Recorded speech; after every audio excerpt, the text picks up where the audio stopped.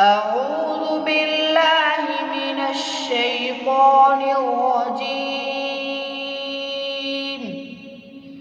بسم الله الرحمن الرحيم.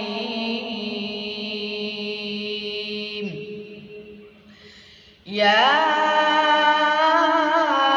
أيها الذين آمنوا اتقوا الله وقولوا قولا سديدا يصلح لكم أعمالكم ويغفر لكم ذنوبكم ومن يطع الله ورسوله فقد فاز فوزا عظيما.